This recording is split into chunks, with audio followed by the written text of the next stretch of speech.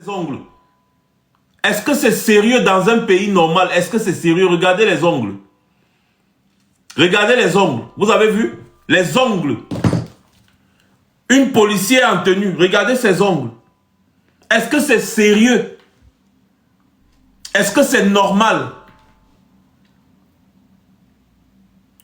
Vous qui êtes ici en diaspora, est-ce que vous êtes déjà allé dans un bureau ou bien vous avez déjà vu un fonctionnaire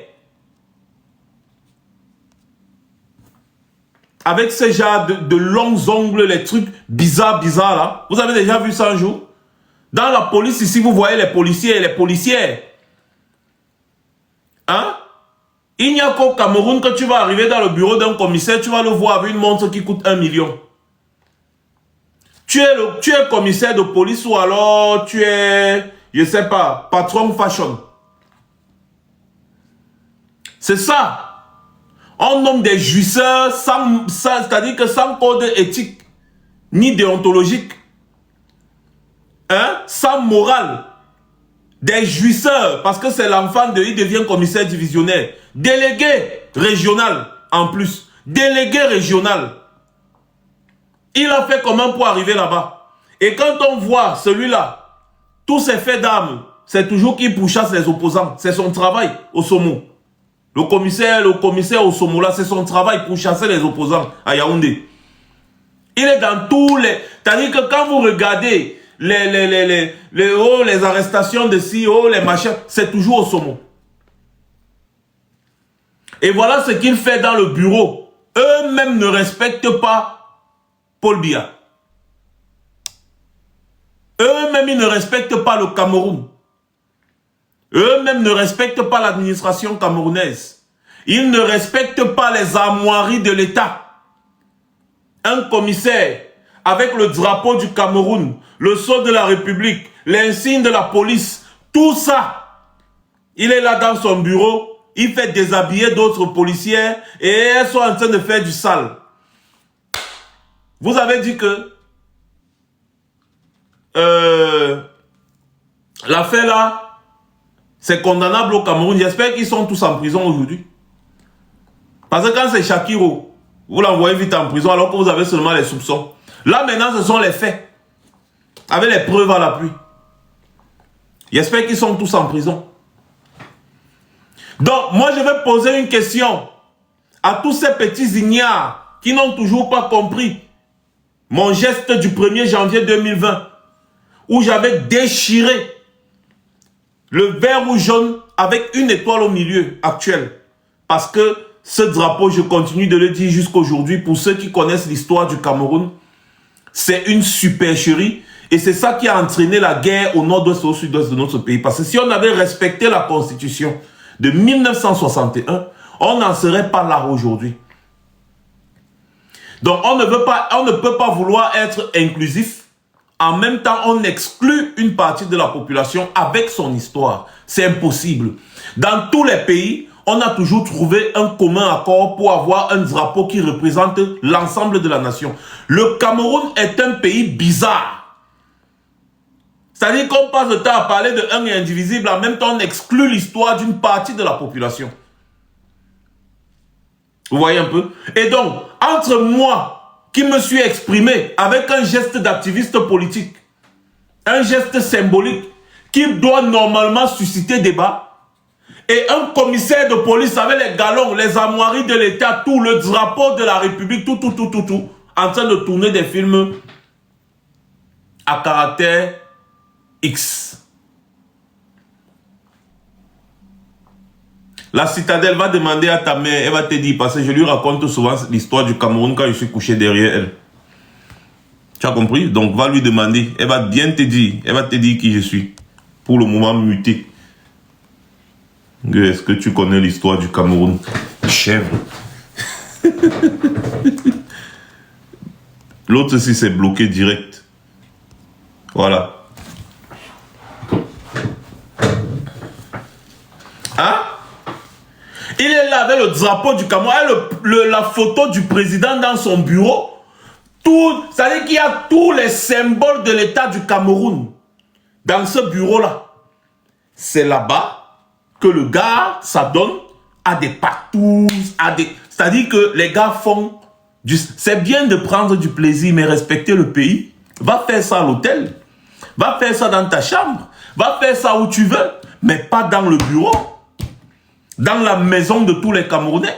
Là où vous êtes censé résoudre les problèmes des Camerounais. Ah, assurer la sécurité des biens et des personnes. C'est pour ça qu'on vous a mis dans ces bureaux-là. On ne vous a pas mis dans ces bureaux-là pour écarter les jambes. Hein? Donc, voilà comment le Cameroun est géré. Quand on vous parle souvent ici, vous dites, oh, c'est que c'est monté, oh, c'est que c'est descendu. Donc, maintenant, je vous prends un deuxième, comment dire, avant d'introduire vraiment le direct, je vais vous prendre maintenant un deuxième cas de figure.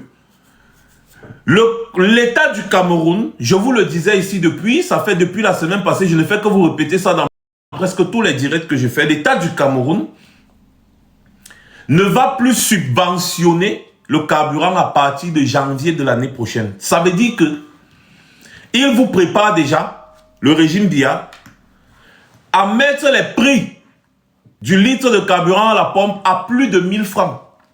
C'est ce qu'a recommandé le FMI pour permettre au Cameroun d'essayer de commencer à rembourser ses dettes, parce que le Cameroun est entré dans une phase où le pays risque, n'est-ce pas, un ajustement structurel. Et donc, comme d'habitude, c'est dans les poches des citoyens que ces incapables, ces irresponsables veulent aller piocher. Ils n'ont jamais fait le bilan du pétrole camerounais. Ils n'ont jamais dit aux Camerounais à quoi sert l'argent du pétrole extrait au Cameroun. Mais ils passent le temps à extorquer les Camerounais pour essayer d'éponger une partie des dettes qu'ils ont. Ils sont partis prendre au nom des Camerounais et ils n'ont rien fait avec. Donc sachez que si le régime Biya reste là, à partir de janvier prochain, je vous avais dit ça l'année surpassée, que janvier, ils vont augmenter le prix du carburant. Vous avez cru que c'était la blague. Voilà ça qui est passé de 630 à 840. Je vous dis encore cette année-ci que janvier qui arrive là, le prix du carburant va passer à 1100 quelque chose. Oui. 1100 et poussière. Et les gars disent que non, on va arrêter de subventionner. En réalité, les gars ne subventionnent rien. C'est qu'ils veulent juste quadrupler le prix normal du carburant pour essayer de satisfaire le FMI. Les gars, à peine je lance le live que les signalements ont fait jusqu'à le live a été restreint. À peine, je n'ai pas encore fait 10 minutes de live. Le live est déjà restreint. Ça veut dire que les gens là veulent absolument nous museler par tous les moyens. Est-ce qu'ils parviendront? Ils peuvent y parvenir si on n'est pas assez actif quand on se met en direct. À peine je lance le live, voilà, le live. Restriction. Là, j'ai déjà la notification de restriction. C'est comme ça tout le temps. Ils sont les premiers à se connecter pour signaler. Mais on ne va pas se laisser faire parce que je compte sur vous qui êtes connectés, vous qui voulez un changement au Cameroun. Bombarder, exploser les cœurs là. On va les contrer. Donc, les gars vous disent qu'ils subventionnent le carburant. C'est pour ça que le carburant coûte 800 et poussière. Oh, c'est faux. On peut vendre le litre de carburant au Cameroun à 400 francs, 450 même, au maximum. Maurice Kamto vous a expliqué comment. Il n'y a aucune subvention venant de l'État du Cameroun sur le carburant. Les gars partent à prendre le carburant à 350, ils viennent vous vendre à 850. C'est ça, à 340, ils vous vendent à 840, c'est ça la réalité. Donc, ils subventionnent quoi? Vous ont-ils expliqué comment est-ce qu'ils subventionnent? Ils ne vous ont pas expliqué, ils vous disent seulement qu'ils subventionnent 800 milliards ou bien 1000 milliards par an. Ils ne subventionnent rien. Rien du tout. Au contraire, ils vous extorquent de l'argent. Ils détournent l'argent du pétrole. Est-ce qu'ils vous ont déjà dit ce qu'ils font avec l'argent du pétrole? Non. Alors, vous voyez? Donc, si vous laissez le régime Biya, moi je m'adresse aux mototaximans aux taximans, aux transporteurs en général, les gros porteurs, les agences de transport, vous tous là, si vous laissez Biya, le régime Biya RDPC au pouvoir encore cette année, le prix du carburant va quitter de 840 à plus de 1100 francs. Ça, en janvier qui arrive là, janvier 2026. Parce qu'ils ont déjà annoncé officiellement qu'à partir de janvier 2026, ils vont suspendre les subventions sur les produits hydrocarbures. Une façon de vous dire que les prix vont augmenter. Toi qui avais l'habitude d'acheter le pain à 150 à 200 francs, tu vas acheter le pain à 400 ou à 500 francs. Toi qui avais l'habitude de prendre le taxi à 300 francs aujourd'hui, tu vas prendre le taxi au moins à 500 francs. Parce que le litre de carburant coûtera plus de 1000 francs. Dans un pays producteur de carburant, c'est complètement ridicule. C'est une information que je vous donne. Donc vous ferez mieux de partager cette information-là à tous ceux que vous connaissez. Il ne faut pas laisser ces gens continuer de piller le pays. Ce qui est marrant, c'est que ces gens pillent le pays. Ils vont cacher l'argent à l'étranger. Je crois la quatrième femme de l'ancien président de Guinée, où c'est Lassana Conté, un truc comme ça, traitait des affaires avec un milliardaire israélien qui excelle dans les mines. Donc elle lui donnait, n'est-ce pas, l'autorisation d'exploiter les mines en Guinée. Et lui, en échange, il lui chocoait quelque chose.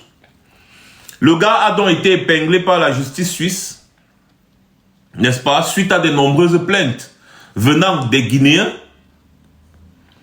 La justice suisse a tranché, a condamné ce milliardaire israélien à 5 ans d'emprisonnement et une amende de 50 millions de francs suisses à payer à l'État suisse parce que son entreprise est installée en Suisse et il est parti corrompre la quatrième femme de l'ancien président quand il était encore président, bien sûr, de Guinée. Il est parti corrompre pour pouvoir exploiter les mines en Guinée. L'affaire est sortie hier, je crois, hier ou avant-hier, un truc comme ça, j'ai suivi ça. Donc, c'est l'État suisse qui va encaisser 50 millions de francs suisses pendant que c'est la Guinée qui a été pillée. Et c'est l'ancienne première dame de Guinée qui a donné les mines gratuitement à cet homme-là. Frauduleusement en tout cas. Sans passer par les règles normales de l'État.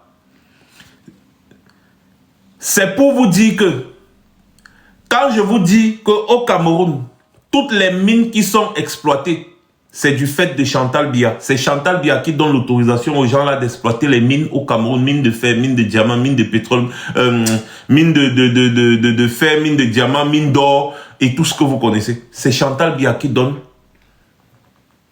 les autorisations à toutes les entreprises que vous connaissez d'exploiter les mines du Cameroun. Vous voyez? Et il donne ces autorisations à ces entreprises étrangères qui viennent prendre les minerais au Cameroun bruts.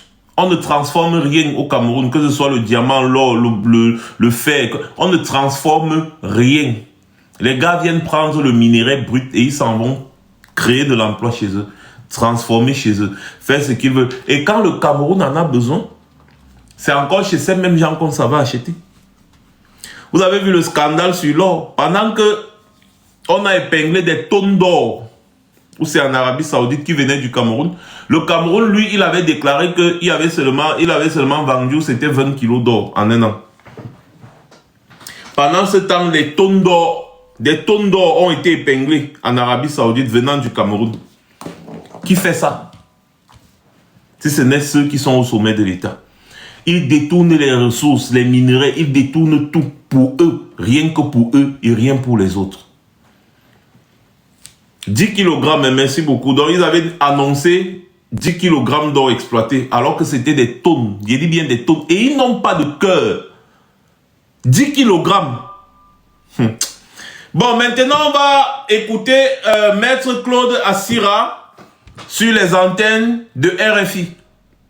Écoutez religieusement et attentivement cette intervention. Et surtout, ce qui est important, ce sont les questions de Christophe Boisbouvier. Écoutez bien. Maurice Kamto pourra-t-il être repêché par les 11 magistrats du Conseil? Christophe Boisbouvier interroge à ce propos Maître Claude Assira, avocat au barreau de Yaoundé et défenseur des droits de l'homme. Il enseigne aussi à l'Université catholique d'Afrique centrale. Il est notre grand invité Afrique ce matin en ligne de Yaoundé. Maître Claude Assira, bonjour. Bonjour. Le principal événement de ce début de campagne, c'est l'éviction, du moins pour l'instant, du candidat Maurice Kamto, le principal opposant. Est-ce le signe qu'il fait peur au régime camerounais? Oui, je pense qu'on peut dire sans risque de se tromper qu'il fait peur. Et ça, ce n'est pas seulement du fait de l'épilogue de samedi 26 juillet, c'est surtout parce que tout le monde sait qu'à la précédente élection présidentielle de 2018, il a été le principal challenger. Bref, il y a toujours eu un tir de barrage. De sorte que aucune concession ne lui a jamais été faite. La décision de l'ECAM du 26 juillet apparaît évidemment comme étant la consécration de la volonté politique d'éliminer un adversaire dont on a peur aujourd'hui. Alors l'argument d'Elecam, c'est donc de dire que le parti que Maurice Kamto représente, le Manidem, compte dans ses membres un autre candidat et qu'il ne peut pas y avoir une pluralité d'investiture au sein d'un même parti. Qu'est-ce que vous pensez de ça? Écoutez. Comme je pense avoir essayé de vous l'indiquer, l'argument est tout simplement l'aboutissement d'un processus. Donc, l'argument qui est soulevé par Elecam est très largement sujet à caution, mais même en lui-même simplement, l'argument peut être très largement discutable lui aussi. Parce que il est effectivement fort probable qu'il y ait eu une deuxième investiture par un organe plus ou moins infiltré du Manidem. Et cette situation, il faut le dire encore, est aussi une certaine forme de flou organisé et entretenu par les pouvoirs de l'État. Je m'explique. Les partis politiques, les formations politiques sont considérées comme étant des associations. Or, ces associations voient régulièrement l'interférence, j'allais dire l'ingérence du pouvoir politique au travers du ministère de l'administration territoriale, qui croit devoir organiser le fonctionnement et la direction de ces associations. Il n'est donc pas à exclure qu'il puisse y avoir effectivement quelqu'un d'autre qui, au sein de la même organisation du Manidem,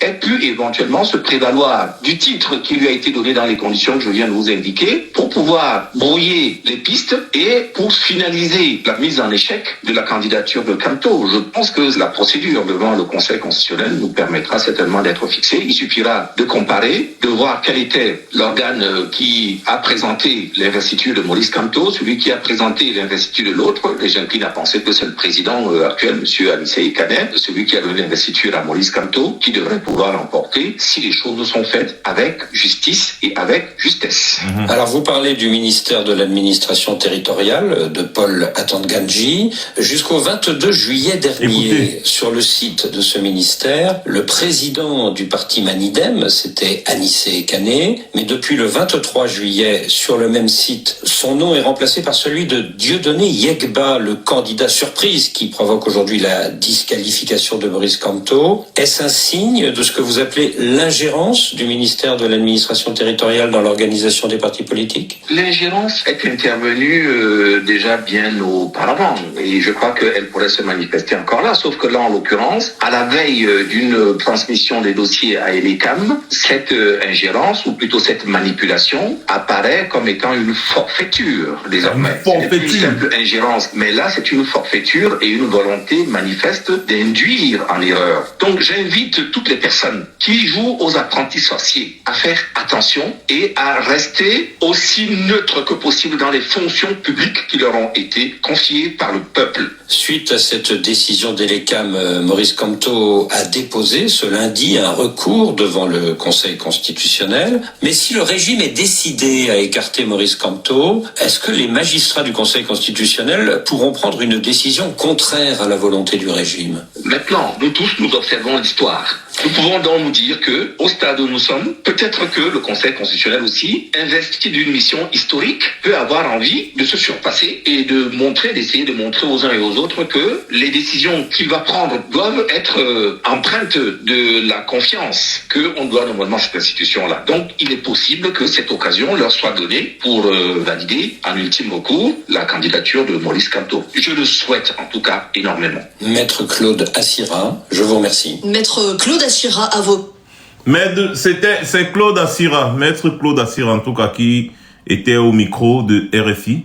Et vous avez bien compris, vous connaissez tous Claude Assira sur les plateaux télé et consorts, c'est pas l'ami, c'est pas l'ami de Maurice Kamto, c'est pas le meilleur ami non plus du MRC et tout ça.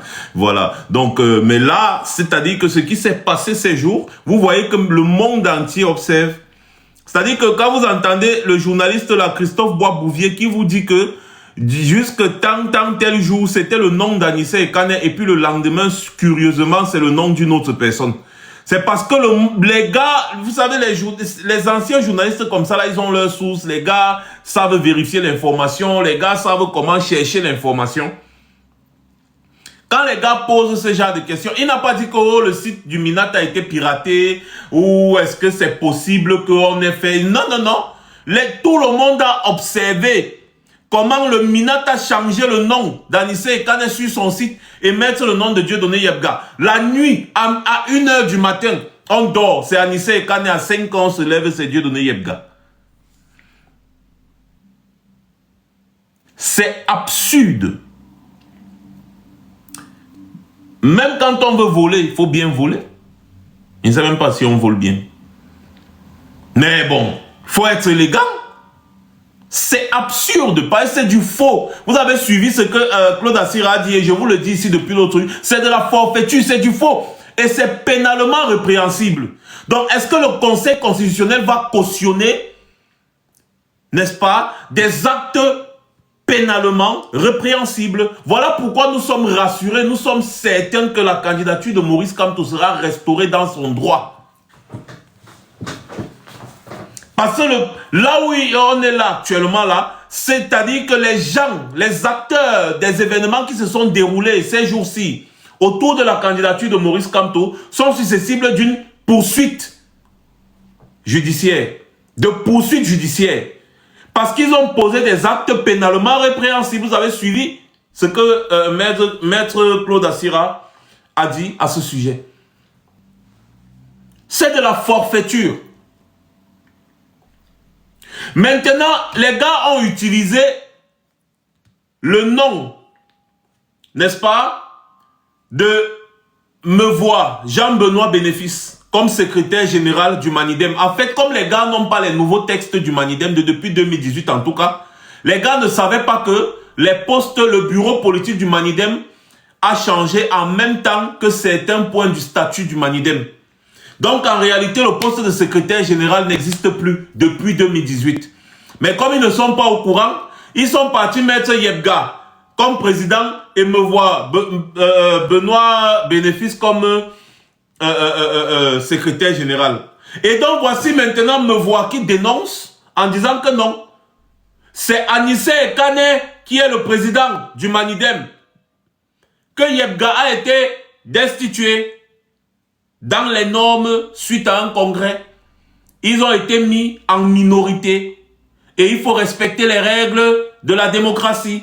Donc, la majorité a voté Anissé Ekane. Je vous fais écouter maintenant Meuvois Jean Bénéfice. D'ailleurs, il est passé à Equinox. Et hier encore, il était sur la chaîne d'une dame là, où il s'est encore bien exprimé sur le sujet.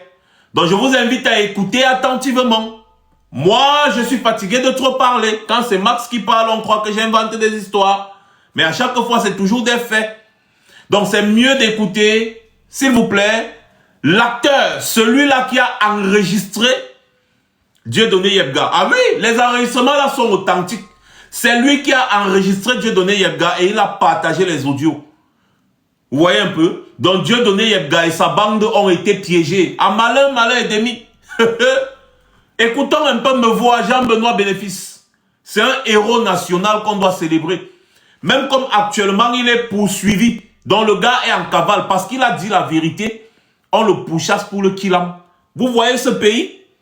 Parce que me voit s'être désolidarisé de la forfaiture, du banditisme, on le poursuit pour le Kilam. Donc, on va écouter me voir Jean-Benoît Bénéfice. On va l'écouter tranquillement. Fils Mevoa, ancien secrétaire général du Manidem, proche collaborateur à l'époque de monsieur Écoutez bien. Yemga. C'est vous qui êtes à l'origine des voices ou des enregistrements vocaux qui ont fuité sur les réseaux sociaux la semaine passée et qui font encore le buzz. Il vous a aussi dit dans ces conversations que nous avons pu écouter qu'il était sûr que la candidature de M. Kanto allait être rejetée au niveau du Conseil constitutionnel. Qu'est-ce que vous pensez? Est-ce que vous pensez qu'à un moment, il a voulu se rétracter? Non, il n'a jamais voulu se rétracter, honnêtement. S'il avait voulu se rétracter, il l'aurait fait lorsque je le lui ai demandé. Parce que il était clair qu'il n'était plus le maître de l'affaire. Il n'était plus le maître de l'affaire. Ceux qui ont mis les moyens, ceux qui l'ont manipulé, ou alors ceux qui l'exploitent, ont mis une pression à tel niveau qu'il ne marche que selon les engagements qu'il a eu à prendre avec eux. Il ne peut plus faire marche arrière. Donc, c'est pour ça qu'ils l'ont rassuré. Puisque dans nos échanges, je lui ai dit qu'en retire ta candidature, la candidature du professeur Maurice Kamto n'aura aucun problème. Il m'a dit, même s'il retire, ils vont bloquer sa candidature. J'ai dit que mieux qu'elle soit bloquée par eux et non qu'on utilise. Il n'a pas voulu accepter. Alors j'ai déduit qu'en réalité, ce n'est que le fait de ces actes qui feront que la candidature en question puisse prospérer.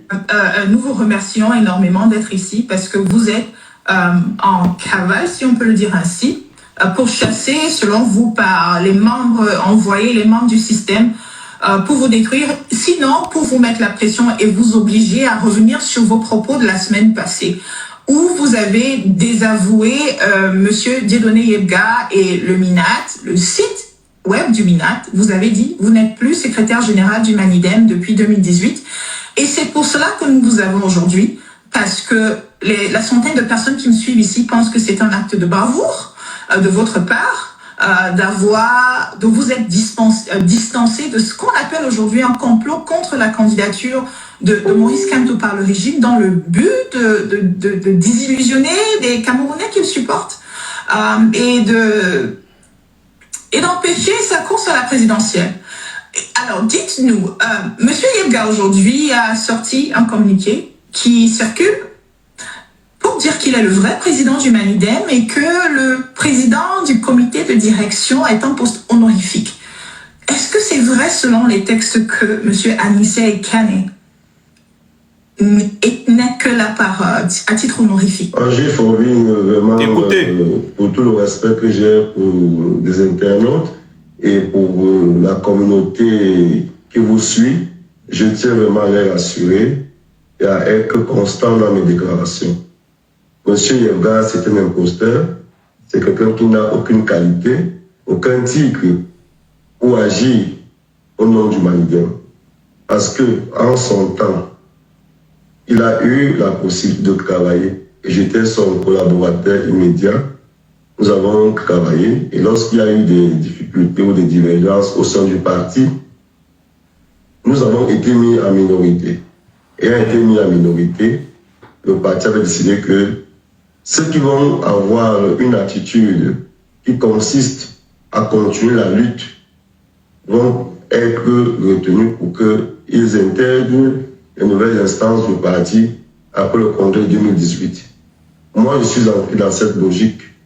Pas immédiatement, ça a pris un petit moment, mais après, j'ai repris la main pour rejoindre les camarades au sein du parti. Yebga n'a pas fait pareil. Pour conséquent, il y a eu une résolution, notamment, je crois, la 4e résolution du Congrès, qu'il a exclu avec, je crois, 4 ou 5 autres camarades. Et moi, je suis resté sur ma position. nous avons continué à nous fréquenter. Et il a été installé comme chef au Lombok. Nous étions à son installation. Et il m'a confié que désormais, il va se consacrer uniquement aux activités traditionnelles et culturelles dans le Lombok.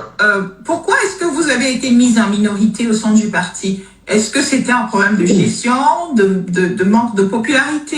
Vous savez que les partis révolutionnaires, et notamment toutes les branches qui constituent du pécisme, ont un système de fonctionnement qui n'est pas comme les partis classiques. C'est-à-dire que lorsqu'on met des statuts, les statuts ne sont pas un carcan où il faut exclusivement marcher. Les statuts, c'est un canevas. Et au sein de notre fonctionnement, nous utilisons ce qu'on appelle le centralisme démocratique. C'est-à-dire qu'on se réunit, on pose une question et chacun se prononce. La majorité qui se prononce permet à ce que la décision soit actée. C'est pour cette raison que Dieu n'est pas donc par rapport à cette période-là. Voilà. Bénéfice, mais... Voilà. Donc, vous avez bien suivi. C'est-à-dire que pour des fautes de gestion, un congrès a été organisé quand Yebga était président. Il a commis beaucoup de fautes de gestion et même des détournements de fonds. C'est-à-dire, il n'est pas entré dans le fond du sujet, mais moi, je vous le dis parce que il y a même une vidéo qui circule à ce sujet, un ancien reportage, toujours, n'est-ce pas, qui concerne les affaires internes du Manidem. Oui, c'est un parti qui existe depuis au moins 30 ans aujourd'hui, donc c'est pas un nouveau parti. Et Anissa Ekane avait été président de ce parti jusqu'à, je crois, 2009. Après, il y a eu Bandakani qui a fait de 2009 à 2010. Ensuite, il y a eu quelqu'un qui a fait de 2010 jusqu'en 2015, je sais pas, et il est décédé. Et Yebga a pris de 2015 jusqu'à 2018 où il a été destitué. Donc, Yebga, n'est-ce pas, quand il était président, a commis beaucoup de fautes de gestion. Et donc, il a été sanctionné par le parti. Un congrès a été organisé en 2018, c'était en juin, en bonne et due forme, où Yebga s'est retrouvé minoritaire. La majorité a voté pour sa destitution en tant que président du Manidem. Et donc, Yebga, se retrouvant minoritaire, a été destitué de son poste de président. D'ailleurs, il était même accusé, entre autres, comme je vous disais tantôt, de détournement de fonds de l'association. C'est grave. Étant donc minoritaire, Yebga n'a pas voulu respecter les règles démocratiques. Il a décidé d'aller se plaindre. Il est parti se plaindre, on lui a posé des questions. Est-ce que les choses se sont passées dans les règles de l'art? Il y a eu vote, il y a eu ceci, il a été minoritaire. Bon, pourquoi tu te plains? L'association a ses statuts. Tu as été minoritaire lors d'un vote, donc tu es destitué. Le problème à quel niveau? Donc on l'a débouté.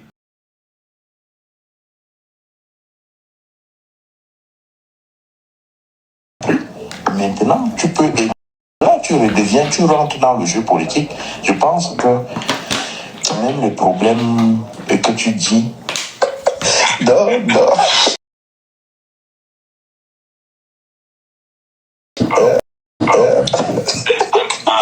On peut discuter là, mais ce qui est sûr, je crois que je vais continuer. Bon, moi, je suis d'un avis contraire. Je vais continuer parce que je crois que d'ici lundi, on va donner les noms des partis retenus. Camarade, je suis mon conseil. Tu sais que je suis un gars très objectif, non? Oui, je n'ai aucun intérêt dedans. Moi, je te dis, je n'ai aucun intérêt dans ce que je te dis. C'est mon jugement le plus objectif. Si tu retires ta candidature, tu auras beaucoup plus à gagner. Certainement, en gardant ta candidature, tu as quelque chose à gagner. Mais tu as beaucoup plus à gagner sur la longue distance. Pense à un peu ce que tu dois... comment ils appellent ça en anglais, legacy, le nom en français, mais pense un peu à la postériorité, à ce que même on va penser de toi dans 10 ans, 20 ans, 30 ans. Mon frère, si tu retires ta candidature, tu fais un geste révolutionnaire. Mais, oui. Si, et j'étais sûr, quand je retire ma candidature, parce que tout ce que je fais là, Oui. Ça fait le buzz bien. Oui. Si j'étais sûr en retirant ma candidature, Oui. le candidat du Manidem allait être retenu, j'allais le faire. Mais Non. je te dis que je suis convaincu Non. que moi, rejeter cette candidature, Non. ils vont aller au contentieux et en attendant dire irrécevable, le dossier est clos, on avance. Écoute alors. Ça, je te le dis. Je te le dis que je suis convaincu comme ça. Je ne refuse pas, mais ce que je vais ajouter à ce que tu dis, c'est que, ok, en admettant qu'on doit retirer la candidature, qu'on doit rejeter la candidature de Kamto par le Manidem, et c'est ce que tu fais, cette candidature qui va les reconforter dans ça. Donc, c'est ta candidature qui, en fait, casse l'élan révolutionnaire. Et tu vois que pour un révolutionnaire upiciste, c'est très grave. C'est très grave. C'est pour moi, hein, je vois ça comme un sacrilège. Pas le fait que tu aies déposé ta candidature, ça c'est déjà acté. Mais le fait que je te présente les enjeux là et que tu ne consentes pas à retirer ta candidature. C'est ça alors qui est vraiment un problème. Mais bon, je sais que peut-être, je sais pas, l'avocat là aussi doit être derrière toi et tout ça, mais faut quand même, il faut bien voir. On a encore quelques jours. Je me dis que c'est mieux. Faut un peu voir quoi. On verra. Ouais. Si, dans tous les cas, on discute avec. Il faudrait que je consulte ceux qui ont mis leurs moyens. Non, il faut les consulter. Dis-leur que c'est pas, tu ne peux pas avancer. Ce que tu as fait, tu as déjà fait. De toute façon, cet argent-là, ils ne s'attendent pas à l'avoir. De toute façon, je pense qu'ils ont accepté d'avoir perdu. Tu leur dis que non, moi j'ai fait ce que je devais faire, j'ai prouvé ce que je devais prouver. Et maintenant, tu rentres dans la révolution. Tu ne fais pas ça pour Ekane ou pour Kamto. Tu fais pour le pays. Tu penses qu'Ekane a fait ça pour lui? Je pense qu'il a agi dans l'idéal révolutionnaire qu'il a toujours eu, malgré tout ce qu'on peut lui reprocher. Hein? Tout le monde, ses amis comme ses ennemis, connaissent un peu ça. Dans tous les cas, oui. On a encore du temps. Parce qu'on peut retirer sa candidature avant l'impression des bulletins. Donc, on a encore au moins une semaine encore ou deux. Donc, il n'y a pas de souci. On peut continuer le débat, discuter et voir ce qu'on peut faire. Ouais, moi, j'irais vraiment dans ce sens. Et c'est ça qui avait été.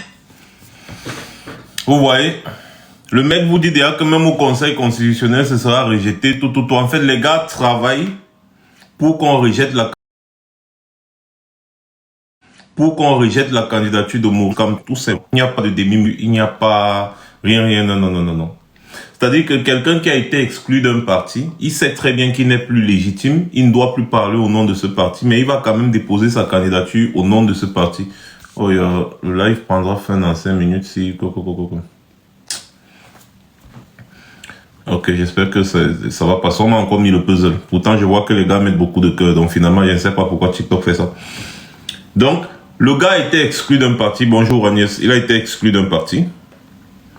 Et...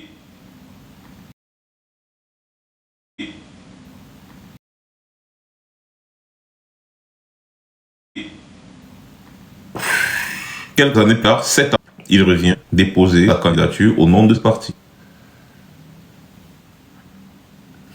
Est-ce que c'est logique? Et Elekam reçoit sa candidature, valide sa candidature et la compare avec la candidature de Maurice Kamto. Et prend la décision de rejeter les deux dossiers. Si Elekam prend la décision de rejeter les deux dossiers, ça veut dire que Elekam est confus quant à la direction de ce parti. Qu'est-ce qui peut s'aimer la confusion quant à la direction d'un parti comme le Manidem?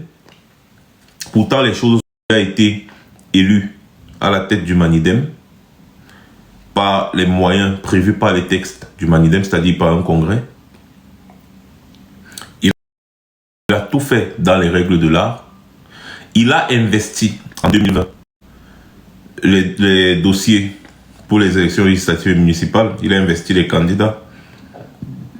C'est le Manidem avec Anissé Ekane à sa tête qui a participé aux élections législatives de 2020. Et il est sorti de là avec un élu, un conseil municipal. C'est Anissé Ekane qui a investi le conseil municipal. Et donc, le mandat que ce conseil municipal détient aujourd'hui confère le pouvoir au parti politique Manidem d'investir un candidat à l'élection de la présidence de la République. Alors, si Yebga peut venir 7 ans plus tard parler au nom du Manidem jusqu'à ce que sa parole est prise en compte, alors dites-moi, pourquoi est-ce que c'est Anissé Ekane qui a investi les candidats à l'élection législative et Elekam a validé? Il y a des lettres là que Elekam a écrit. Elekam a toujours eu à travailler avec Anissé Ekane comme président du Manidem. Les lettres d'investiture pour les élections législatives et municipales, c'est Anissé Ekane qui les signe. Est-ce que c'est écrit quelque part dans les textes du Manidem qu'il y a 2 personnes qui signent les investitures? Je ne pense pas. Donc, Elekam s'est basé sur quoi pour comparer la candidature de Dieudonné Yebga à celle de Maurice Kamto qui a été investi par le bureau reconnu du Manidem?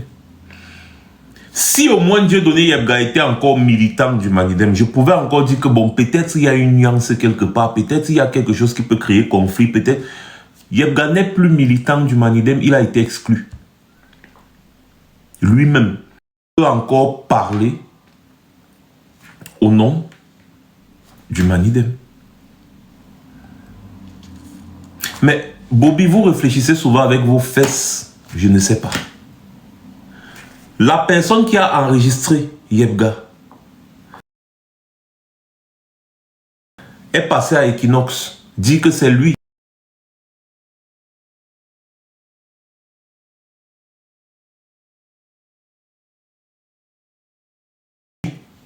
Il s'appelle Mevois Jean-Benoît Bénéfice. Il était le secrétaire général de Yebga quand il était président du Manidem. Il a appelé Yebga quand il a vu que Yebga a déposé la candidature pour lui. Et c'est leur conversation là. On a posé la question à Mevois Jean-Benoît Bénéfice que c'est toi qui as enregistré Yebga. Il dit oui, c'est moi qui ai mis les audios dehors. C'est ma conversation avec Yebga. Toi, tu es assis sur TikTok, tu viens dire qu'est-ce qui prouve que c'est Yebga de l'autre bout du fil. Donc quelqu'un va à la télévision. Il montre son téléphone, la conversation, toutes les conversations qu'il a eu avec Yebga. Nous, on va venir douter. Vraiment, la chèvre mange les herbes. La chèvre ne mange pas la viande. Donc, allez souvent brouter ailleurs. Parce qu'ici, c'est ailleurs. Parfois, vous vous perdez sur TikTok, vous ne savez même pas où vous vous retrouvez. Voilà. Donc, moi, je posais la question de savoir... Est-ce que c'est sérieux? Comment quelqu'un qui n'est plus militant d'un parti politique peut prétendre parler au nom de ce parti politique? Jusqu'à ce qu'une instance comme Elekam prenne ça en considération. Est-ce que c'est sérieux dans un pays? Le processus devait être clair. Elekam devait vérifier quelle est la direction reconnue du Manidem. C'est la direction d'Anissé Ekane. Terminé. On ne regarde même pas le dossier de Yebga. On prend seulement, on jette à la poubelle. C'est tout. Exactement comme ils ont fait avec le RDPC. Exactement comme ils ont fait avec les autres partis. On regarde seulement quelle est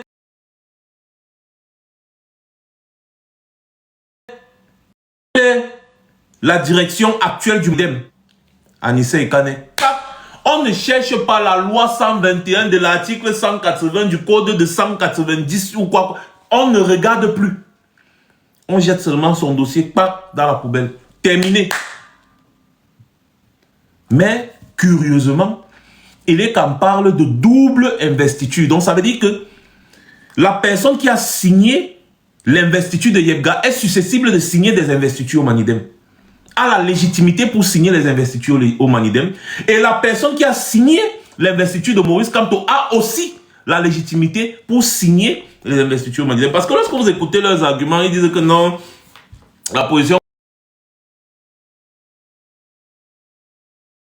qu'Anissé Ekane a aujourd'hui ne lui confère pas le pouvoir de signer une investiture. Ah, mais pourquoi est-ce que le dossier de Yebga n'a donc pas été retenu et celui de Maurice Kamto rejeté? Parce que c'est ce que Elekam devait faire, tout simplement. C'est-à-dire que si c'est le côté Yebga, si c'est Yebga qui a la légitimité, comme il dit qu'il est toujours le président du Manidem, même s'il a été exclu, Elekam devait regarder que okay, ça veut dire qu'Anissé Ekane n'est pas légitime. On rejette le dossier de Maurice Kamto, investi par le Manidem d'Anissé Ekane est terminé, et puis on prend celui de Yebga. Donc on ne devait pas rejeter les deux dossiers. Si déjà, Elekam dit qu'il y a une multitude d'investitures, une pluralité d'investitures, ça veut dire que les deux investitures se valent. Ça veut dire que les personnes qui ont signé l'investiture de Yebga et de Maurice Kamto ont la légitimité pour le faire. C'est ça que ça signifie. Et c'est pour ça qu'on rejette donc les deux dossiers. Or, ce n'est pas normal et ce n'est pas logique parce que Yebga, on ne sait toujours pas qui a signé son investiture. Si c'est Yebga lui-même, il n'en a pas qualité. Et ça devait être très simple à vérifier. D'ailleurs, c'est-à-dire que ce n'est pas un hasard si sur le site du MINAC, ils ont tout fait pour changer, mettre le nom de Yebga comme président du Manidem. Il faut aussi aller voir. Peut-être les textes à l'époque donnaient le pouvoir d'investiture à Yebga. Mais aujourd'hui, ce n'est plus le cas parce que c'est Anissé Ekane qui investit tous les candidats du Manidem depuis 2018. Et ça n'a jamais posé de problème, que ce soit au niveau de l'administration ou bien au niveau de l'ECAM. Parce que l'élu du Manidem aujourd'hui a été investi par Anissé Ekane. Cela signifie quoi? Cela signifie quoi? Cela signifie quoi?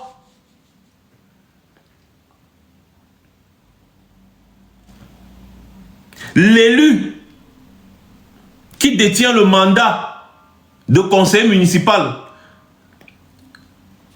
ce mandat qui confère le pouvoir au Manidem d'investir un candidat à l'élection présidentielle, a été investi par Anissé Ekane.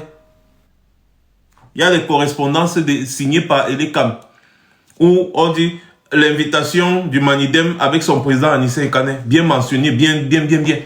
Pendant 7 ans, vous avez travaillé avec Anissé Ekane. Une association a ses règles, même intérieures. C'est-à-dire que si tu fais partie d'une association et qu'il y a par exemple des cotisations mensuelles ou annuelles, tu dois participer. Les réunions, tu dois participer. Certaines décisions, tu dois participer. Les congrès, tu dois participer. Il n'a rien fait de tout ça depuis 2018. Parce qu'il a été exclu du Manidem. Il a lui-même accepté son exclusion. Il a dit qu'il va se consacrer totalement à son nouveau rôle de Mbombok.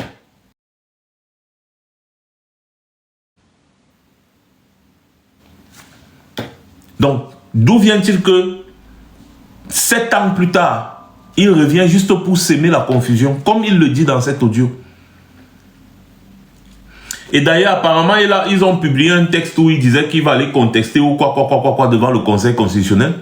Et donc, les autres militants du Manidem sont sortis pour dire que mais Yebga, c'est tellement absurde et ridicule ce qu'il raconte parce que tous les statuts qu'il cite là n'existent plus dans le Manidem depuis 2018. Il y a eu une réorganisation interne. Même le poste de secrétaire général du Manidem que vous voyez sur le site de Atangandi actuellement n'existe plus au Manidem depuis. Il y a eu des réformes au Manidem. Une association ne peut pas vivre 7 ans sans réforme. Il y a eu des réformes.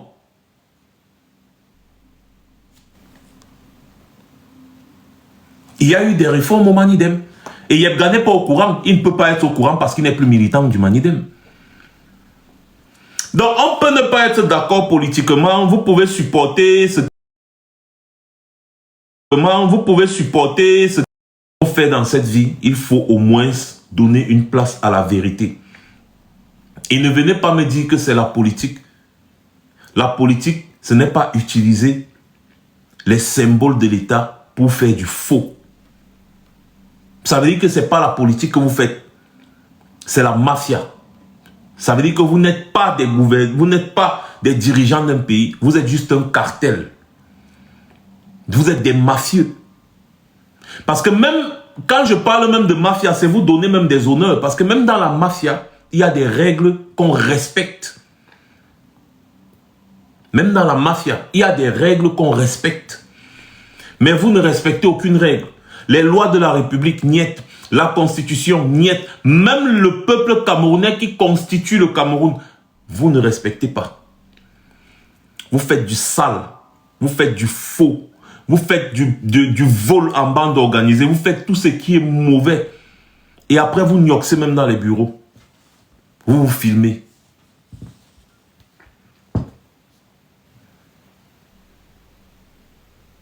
Ça ne peut pas, c'est pas normal. La politique demande quand même un peu d'élégance. Et après, lorsque vous voulez être légitime, il faut vous comparer quand même, n'est-ce pas, à tous les adversaires sérieux. C'est de là qu'on va dire, oui, vous avez battu tous ceux qui sont forts, donc vous êtes le plus fort. À l'époque, quand vous regardez des histoires qu'on raconte dans la mythologie et qu'on sort, le champion voulait toujours se battre avec celui qui est considéré comme étant le plus fort. Parce que c'est à partir de là qu'on va dire qu'il y a eu un duel de titans. Le plus fort est donc le plus fort du monde. C'est ça. C'est la règle même. C'est pas... genre, vous allez voir Francis Ngannou vous dit qu'il est champion de l'UFC parce qu'il a battu Kola Sucré. C'est-à-dire que quand on lui dit choisis tes adversaires entre Stipe Miocic, John, Cyril Gane, Thomas Spinal et Kola Sucré. Le gars te dit qu'il choisit Kola Sucré. Il organise le match, il entre dans le ring avec Kola Sucré, il écrase, il le piétine, et après il dit qu'il est le champion de l'UFC, il est le champion de l'UFC. C'est exactement ce que les gens là sont en train de préparer. C'est pas sérieux. Qui va le prendre donc au sérieux dans ce cas? Qui va le prendre au sérieux?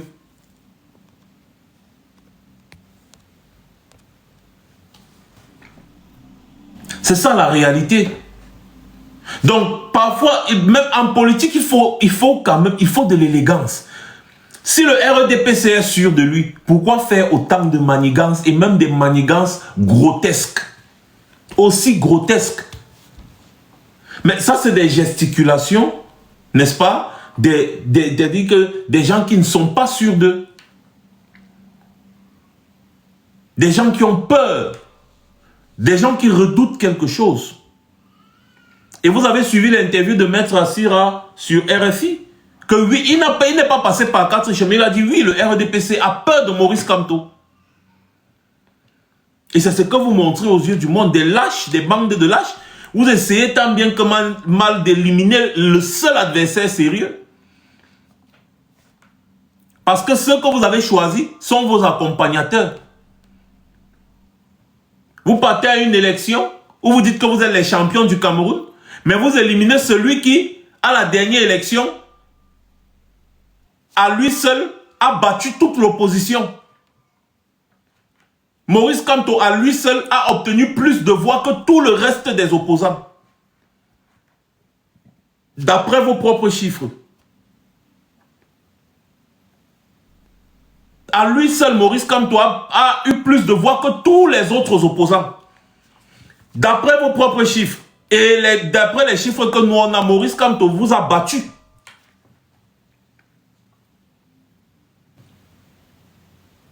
Mais c'est pas sérieux. Vous ne pouvez pas décider de partir à une prochaine élection en faisant tout ce que vous pouvez, en faisant du sale dans le but d'éliminer Maurice Kamto. Et vous voulez que le peuple camerounais vous prenne au sérieux. Si bien que les Ivoiriens ont leurs problèmes aujourd'hui parce que Alassane Ouattara a annoncé sa candidature à l'élection présidentielle, au lieu de parler de leurs problèmes, ils disent qu'on n'est pas le Cameroun. Nous, on n'est pas le Cameroun. Nous, on va seulement manifester, on va revendiquer. On n'est pas le Cameroun. On est devenu la risée du monde.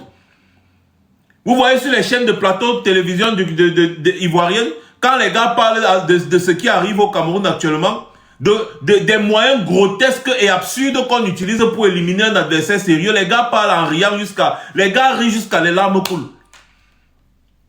Et après, les gars se moquent du peuple camerounais. Les gars disent que si c'était ici en Côte d'Ivoire, ce qu'on a, il a tout gâté. Les gars se moquent du peuple camerounais. Moi, je dis non, ne vous moquez pas du peuple camerounais. Les Camerounais attendent le dernier recours.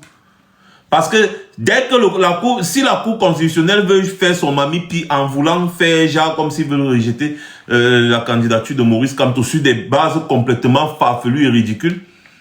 Mais le peuple camerounais doit prendre ses responsabilités en main. Vous devez prendre vos responsabilités en main parce que vous ne pouvez pas accepter que le faux prône au sommet de l'État, comme prône le faux autant pour moi au sommet de l'État. Vous ne pouvez pas accepter ça. Si c'est que Maurice Kamto avait commis une erreur quelque part et que voilà son dossier de candidature a été rejeté parce qu'on a oublié une virgule, on a oublié un point. Là, on ne peut pas, on va dire que ouais, comment le père a même fait ça? Est-ce qu'il perd derrière la tête? Ouais. Mais là, c'est du faux, usage de faux, du vol en bande organisé, un complot d'État. Vous avez toutes les preuves que c'est un complot bien ficelé dans le but de nuire à un citoyen camerounais, un citoyen qui plus est honorable, qui a toujours valorisé le pays partout où il est parti. Si on parle, n'est-ce pas, de Maurice Kamto dans les universités sur cette planète, on parle en même temps de sa nationalité camerounaise. Maurice Kamto a quand même, il a travaillé pour le Cameroun, pour valoriser l'image du Cameroun. Quand même. C'est une sommité. Mais on ne peut pas ficeler des complots comme ça là, devant vos yeux, au vu et au su de tout le monde. C'est quoi? Le Cameroun est devenu quoi? Un gang de dealers d'un coup. C'est quoi?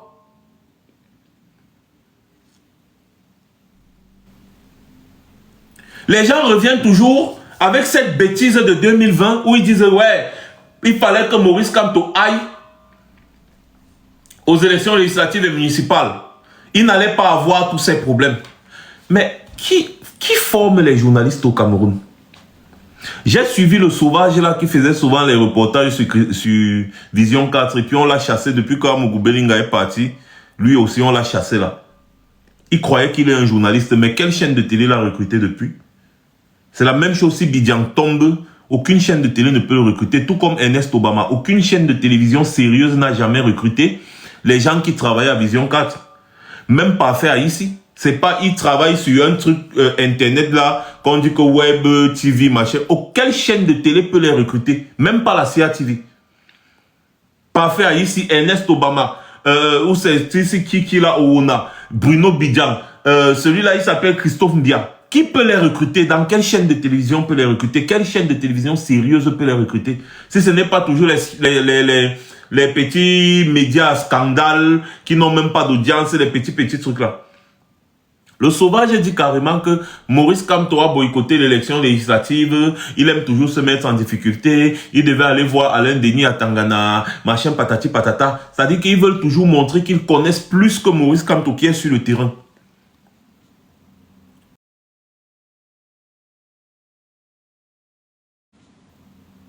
Maurice Kamto a boycotté l'élection législative et municipale. Pourquoi? Non. Votre question est mal posée. Posez la question de savoir pourquoi Maurice Kamto a refusé de collaborer avec le RDPC. Parce qu'en l'état actuel des choses, participer à l'élection législative et municipale de 2020 allait détruire, je dis bien détruire la crédibilité de Maurice Kamto et du MRC jusqu'à 0,001%. Dès qu'il allait seulement partir à l'élection, comme bang, sa crédibilité allait être complètement détruite. On allait seulement dire un de plus. Ils viennent ici là nous embrouiller. Ensuite, ils partent chercher les postes de députés, de maires, de conseillers municipaux. Ils vont collaborer avec le RDPC. Tous les maires, les députés, les conseillers municipaux au Cameroun là, c'est pas la volonté du RDPC. C'est le RDPC qui dit que bon, je vais vous donner ici, je vais vous donner là, je vais vous donner là. Si Maurice Kamto avait osé aller à l'élection. Et d'ailleurs, pour ceux qui me suivent, vous m'aviez suivi à cette époque-là. J'avais dit ça. Que parler d'élections législatives et municipales là, actuellement là, jamais la personne qui t'a dit que c'est-à-dire qu'elle devait tourner mon dos du genre incroyable. Et lui-même, Maurice Kamto, il savait que participer à ces élections-là, c'est collaborer avec le système. C'est manger l'argent des Camerounais, comme les autres partis politiques la font. Manger l'argent des Camerounais. Tu ne peux pas aller dans une élection où tu ne peux rien changer. Parce qu'à l'Assemblée nationale, tu ne peux pas faire passer une loi. Dans les mairies, c'est le RDPC qui décide de vous donner de l'argent pour arranger une mairie ou pas. C'est le RDPC qui décide via le FECOM. C'est le RDPC qui décide de tout, qui finance, qui fait. Donc vous êtes sous la tutelle du RDPC dans tout. C'est le système bien fabriqué du RDPC là qui est là. Et Maurice Kamto le sait. Il a annoncé que non, on va aller aux élections législatives pour voir l'attitude des gens qui avaient rejoint le combat pour se faire de l'argent, comme les Ndjamen et toutes les autres bandes que vous connaissez là. C'est ça. Et donc, quand ces gens se sont dévoilés, on les a écartés du parti. Depuis, vous avez encore entendu que le MSC a un problème interne. Depuis que ces petits brigands-là sont partis du MSC, vous avez encore entendu qu'ils ont un problème interne. Jamais.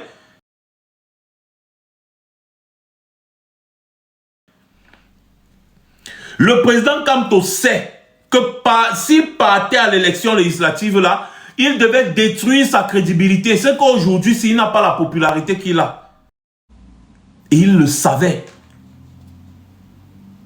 C'est-à-dire qu'il avait deux options, collaborer avec le système ou alors être du côté du peuple. Il sait qu'à l'Assemblée nationale, le RDPC donne le nombre de députés qu'il veut. Vous avez des députés à l'Assemblée nationale qui ne servent à rien. Le RDPC, lui, cela a ou c'est 130 ou c'est 140 députés sur 180. Vous qui êtes député là-bas, vous partez faire quoi? Parce que même si tous les députés de l'opposition se mettent ensemble, ils ne peuvent pas faire passer une loi si le RDPC ne veut pas. Vous partez donc à l'Assemblée nationale faire quoi?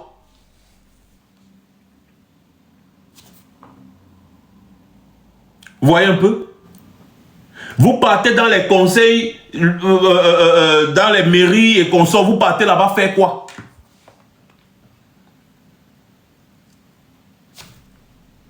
Donc, le RDPC va te donner quelques petits députés, quelques conseillers municipaux pour te tenir.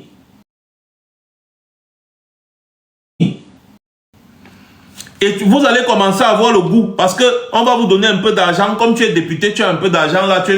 Certains sont faibles, ils prennent le goût. Comme les gens du PCRN. Ils ne se voient plus sans député. Mais mon frère, quand même, il y a quelques millions qui entrent par mois. Et en plus, il y a des facilités, c'est-à-dire que les gars peuvent dédouaner des conteneurs, les gars gagnent des marchés publics, les gars ont les projets financés par l'État du Cameroun.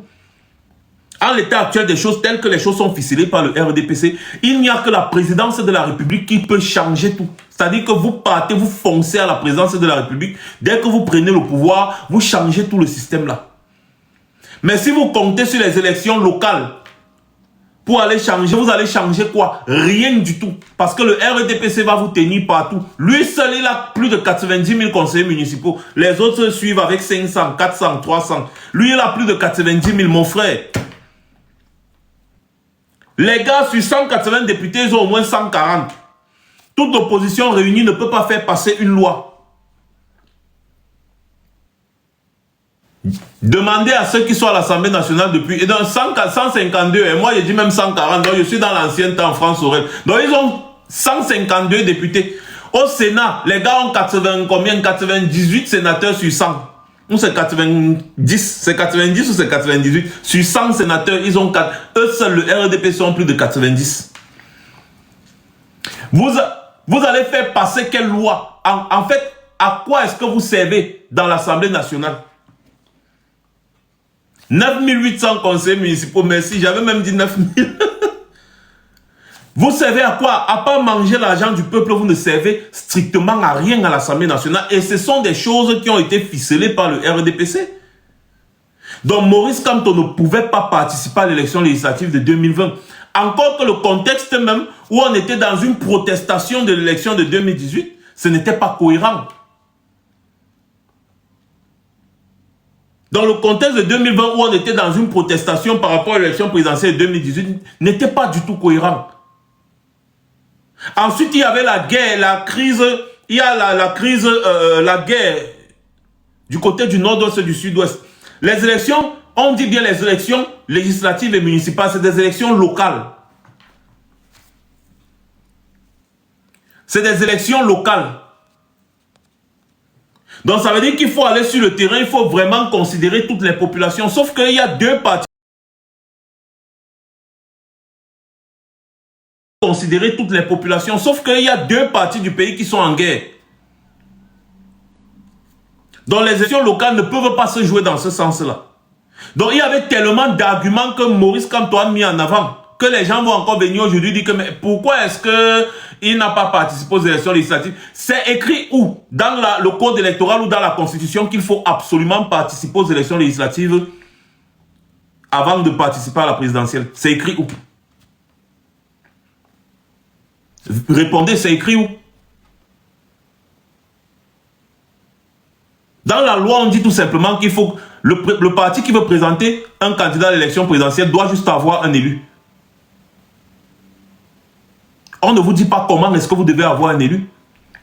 On ne vous dit pas que le parti qui veut présenter un candidat à l'élection présidentielle doit avoir participé à l'élection législative et municipale. On vous dit juste que vous devez avoir un élu. Et maintenant, dans la Constitution, on vous dit que tout mandat impératif est nul. Donc, ça veut dire que quelqu'un peut être député ou, je ne sais pas, machin, il démissionne d'un parti politique pour rejoindre un autre parti politique. Et il continue d'être député. Et donc, il représente son nouveau parti politique. Voilà pourquoi on parlait, il y avait le débat sur le mandat représentatif et le mandat impératif.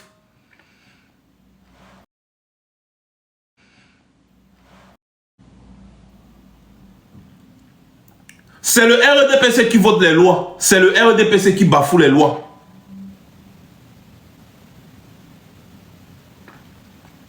Donc, voilà la réalité. Le MSC n'avait pas besoin d'aller aux élections législatives de 2020.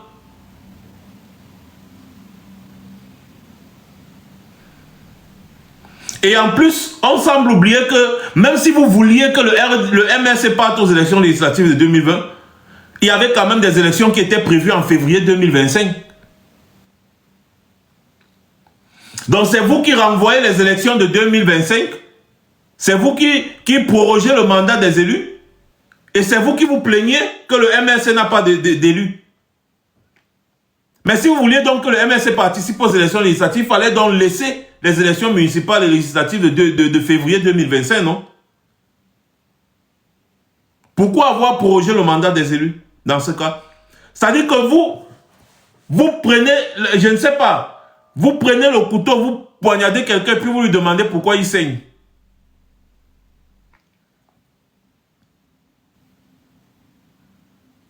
C'est complètement absurde et ridicule.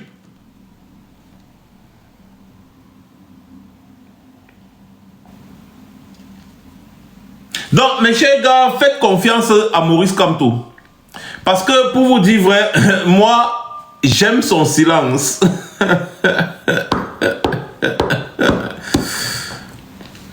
J'aime le silence que j'observe là, actuellement. Depuis qu'on a dit qu'on a rejeté sa candidature, Maurice Kamto ne s'est pas prononcé. Il ne parle pas. Il vous montre seulement les vidéos où il est en train de rencontrer les Camerounais. Il rencontre les branches de la société camerounaise, les entrepreneurs, les investisseurs, les chefs d'entreprise, les médecins, les ceci. Allez voir son mur. Allez voir son mur. Allez voir le mur de Maurice Kamto. Vous allez voir tout ce qu'il publie. Il publie seulement sa rencontre avec les Camerounais. C'est ça qui est important. Il est en train de faire son travail de terrain. Parce qu'il sait exactement où il va. Et le silence de Maurice Kamto est en train de massacrer ces gens-là. Les gens qui font ce... Ils ne savent pas à quoi Maurice Kamto pense. Mais ce qui est sûr, c'est que les gars craignent la prochaine sortie de Maurice Kamto. C'est vous qui rejetez la candidature d'un parti politique. C'est vous qui militarisez en même temps le siège de ce parti politique. C'est vous qui empêchez ce parti politique de faire une conférence de presse. C'est-à-dire qu'on empêche le parti politique de parler à la presse. Après, on va dire qu'on est en démocratie. Ceux qui acceptent ça aujourd'hui, demain, quand vous allez vous retrouver en situation où vous êtes victime d'une injustice, ne vous plaignez pas. Parce que tu acceptes ce qui se passe là aujourd'hui. Tout se paye ici-bas. Dans un pays, la justice doit être impartiale. Mais au Cameroun, on dirait que les gars ont phagocyté la justice. C'est-à-dire que tu as un problème, tu arrives devant un juge, tu n'es pas sûr que le juge va dire le droit. C'est ça, c'est à ça que ressemble le Cameroun aujourd'hui. Tu n'es pas sûr que le juge va dire le droit. Tu as raison. Tu sais que tu as raison, tu as toutes les preuves. Mais tu doutes quand tu es devant un juge. Ça veut dire que ton pays est devenu bancal. Un pays là où les gens sont en train d'imaginer que hey, le Conseil constitutionnel peut même dire le droit. Le Conseil constitutionnel peut même dire le droit. Vous ne vous rendez même pas compte que vous êtes en train de détruire votre pays. Parce que ce genre de bêtises qui se passe là actuellement fait fuir même les investisseurs. Je dis bien, même les investisseurs n'auront pas confiance. D'ailleurs, même, ils ont perdu confiance au Cameroun depuis. Et donc, avec ce qui se passe actuellement, ce genre de mafia, de faux au sommet de l'État, les investisseurs vont dire que mon frère, je vais partir avec mes milliards de dollars. Et après, si j'ai un petit problème, c'est comme ça que la justice va me faire. Non, mieux je pars à côté au Gabon. Mieux je pars à côté à tel endroit. Mieux je pars à côté. Ça fait fuir les investisseurs parce qu'on ne prend plus le pays au sérieux. Et quand les investisseurs fuient, il n'y aura plus aussi d'emploi. Vous tous, vous allez faire le Bensikin. Il n'y aura plus de clients pour le Bensikin. Si vous tous, vous voulez faire la moto, qui sera client? Vous tous, vous voulez faire le callbox, qui sera client? C'est ça qu'on dit, le sérieux. C'est le manque de sérieux. Quand les gens veulent peut-être venir construire une usine dans un pays, des milliardaires veulent investir dans un pays, ils regardent tous ces indices-là et ils mettent l'accent sur la justice. Quand ils voient que la justice, mais mon frère, la justice là, dans ce pays-là, ils ne partent pas. Qu'est-ce qui fait que lorsque tu arrives en France, tu as la possibilité de demander un titre de séjour? C'est parce qu'il y a des lois et ces lois sont respectées par la justice. Des fois, quand tu arrives face à l'administration, que tu as un droit, l'administration trouve un bémol dans ton dossier pour rejeter ton titre de, ta demande de titre de séjour. Tu vas vers la justice. La justice regarde si tu as droit ou pas. Parce que la justice considère aussi l'être humain comme étant un être humain, que tu peux commettre une erreur de virgule ou de point quelque part. Donc ça ne peut pas être un motif valable pour te priver de tes droits. Et donc la justice te rétablit dans tes droits et ordonne à l'administration.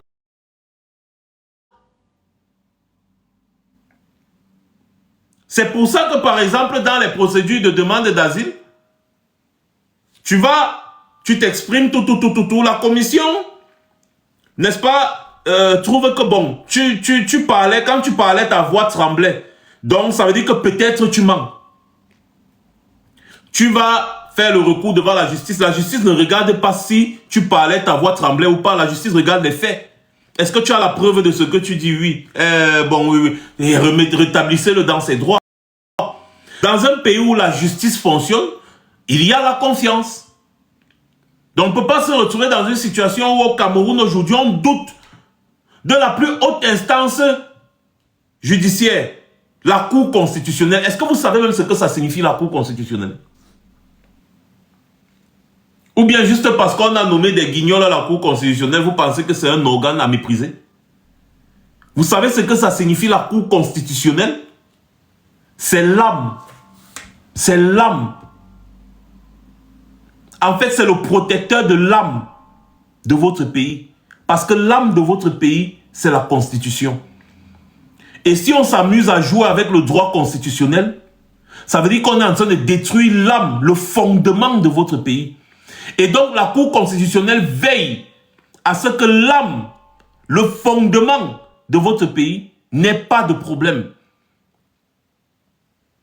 Que chaque citoyen puisse jouir de son droit constitutionnel qui est son droit absolu. Te priver de ton droit constitutionnel, c'est comme te priver de ta respiration.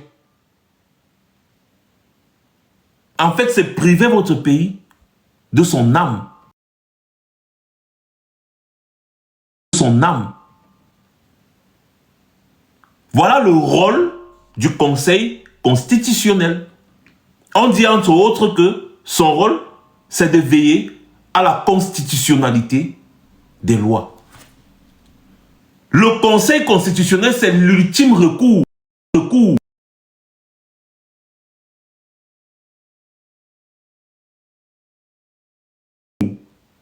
Pour rétablir le citoyen son droit.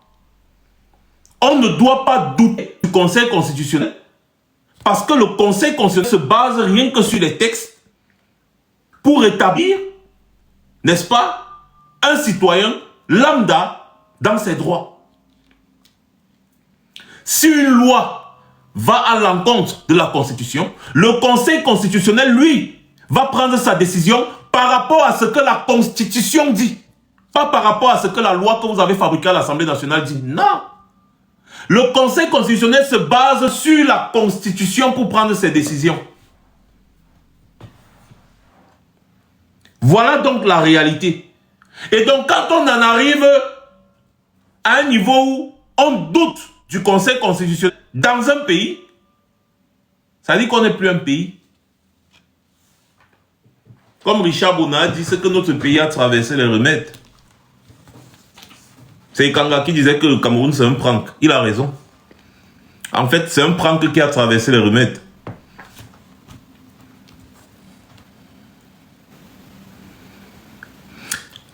Il faut à un moment donné qu'on soit sérieux. Qu'on soit sérieux. Parce que ça nous fait honte et ça nous fait mal de voir ce genre de dérive dans notre pays. C'est des trucs comme ça qui font en sorte que les autres ne nous respectent pas. Vous ne comprenez pas quoi. Tu arrives quelque part, on te méprise. À cause de ce qui se passe dans ton pays. Si les dirigeants de ton pays sont des personnes respectables qui respectent tes droits, tu seras également respecté ailleurs. Je vous prends toujours l'exemple de la Chine. Les Chinois étaient méprisés partout où ils partaient. Mais depuis que les dirigeants chinois ont commencé à donner vraiment du respect au peuple chinois, les Chinois sont aujourd'hui respectés partout où ils vont. Tout part de là. Donc, Camerounais, que tu sois pour ou contre Maurice Kamto, dans la droiture, qu'on fasse les choses dans la vérité, la justice. Qu'on ne fasse pas des choses comme si on est des voyous. Là, on ne parle pas de bord politique. On ne parle pas d'ethnie. On parle de l'âme de notre pays. Parce que si tu acceptes l'injustice aujourd'hui, laisse-moi te dire que demain, tu seras victime de cette même injustice. Parce qu'une société est censée être régulée par la justice. On va arriver à un niveau où quelqu'un te confisque ta chose, tu vas te plaindre, on te dit, mouf, va là-bas. Et tu ne peux pas te rendre justice toi-même. La justice régule la société. Dans un pays où il n'y a pas de justice, vous allez voir le comportement comme le vieux bougre qui a éliminé le bébé Matisse là. C'est parce que cet individu savait qu'il connaît des personnes haut placées pour qui il fait du sale boulot. Et donc même s'il se comporte n'importe comment dans la société, on ne va rien lui faire. C'est ça qui lui a donné le courage de commettre cet acte odieux. Si on était dans un pays où les gens avaient peur de la justice, on ne devait jamais voir ce genre d'acte. Je vous explique comment votre société fonctionne actuellement. Les gars, le live est en train de bugger, donc mettez les cœurs encore s'il vous plaît. J'ai dit le vieux père de l'artiste, le père de l'artiste l'idole là. S'il s'est comporté exactement comme il s'est comporté en éliminant ce bébé, c'est parce que dans sa tête, lui, il s'en foutait. Il dit qu'à je suis au Cameroun, j'ai les relations, je vais sortir. La preuve, il avait l'habitude de faire du sale et apparemment, ce n'était même pas son premier forfait. Et il sortait toujours Parce que la justice est corrompue. Vous avez des gens qui sont censés être en prison, qu'on retrouve dans d'autres villes, en train de faire du sale. C'est-à-dire que vous avez un gang de braqueurs qu'on arrête à Yaoundé. Ils sont censés être en prison, ils ont commis du sale, ils ont tué des gens, ils ont volé de l'argent. Après, on entend que en Gaoundéré, on a arrêté les mêmes gens, alors qu'ils sont censés être en prison. Pourquoi? Parce qu'ils ont corrompu la justice. Parce que la justice est corrompue. Et un pays ne peut pas avancer dans ce sens. Voilà la réalité. Et c'est pour ça qu'on se bat. Vous voulez éliminer Maurice Kamto, éliminez-le dans les règles de l'art. Ne faites pas des manigances grotesques. Ne faites pas dans l'imposture. Des manipulations, ça ce n'est plus de la manipulation, mais c'est du faux. Maurice Kamto aussi est un citoyen, comme tous les autres. Et la Constitution dit qu'il a le droit d'être candidat à l'élection présidentielle. Il n'a jamais été condamné. Il est de bonne moralité. C'est tout ce que la Constitution dit. Les autres là, ce sont les lois que vous avez fabriquées pour accompagner la Constitution. Ce n'est pas l'inverse. La Constitution n'accompagne pas les lois. Ce sont les lois qui accompagnent la Constitution. Quand ça ne va pas avec les lois, on regarde ce que la Constitution dit.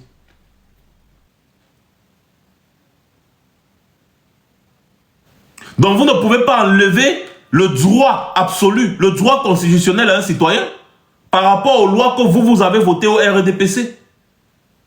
Et même que vous ne respectez pas d'ailleurs, parce que si au moins vous respectiez la loi, on allait dire que bon, peut-être bon. La Constitution, c'est la matrice d'un pays. C'est pour ça qu'aux États-Unis, on ne touche pas à la Constitution. Parce que si chacun peut se lever et changer la Constitution comme il veut, le pays n'est plus sérieux.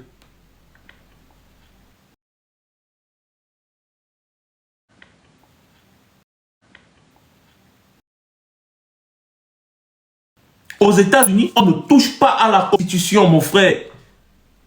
Tu peux avoir un problème avec le président des États-Unis, tu pars à la justice, tu es sûr que si tu as raison, tu auras gain de cause.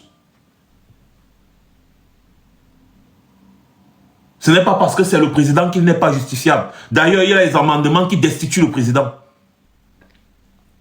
en cas de faute grave. Comme ce que Paul Biya fait actuellement. Il reste 3 mois, 6 mois sans s'adresser au peuple camerounais. On doute s'il est vivant ou mort. Ça, ce sont des fautes. Aux États-Unis, ça ne pardonne pas.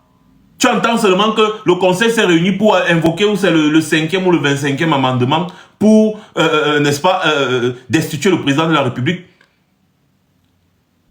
Rien qu'à cause d'une absence prolongée.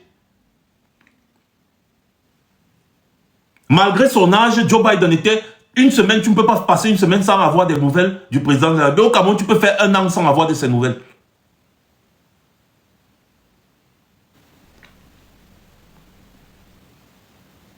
Mais vous voulez que les gens nous prennent au sérieux comment? Vous allez ouvrir vos bouches et parler de la Côte d'Ivoire. Vous avez tous vu Ouattara annoncer sa candidature. À quel moment vous avez vu Paul Biya annoncer sa candidature? Ouattara, lui au moins, a fait une vidéo pour annoncer sa candidature. Ça veut dire que quoi qu'on dise, il respecte quand même le peuple ivoirien. Paul Biya vous a dit où, à quel moment qu'il annonce sa candidature? À quel moment? Où? Quand? Comment?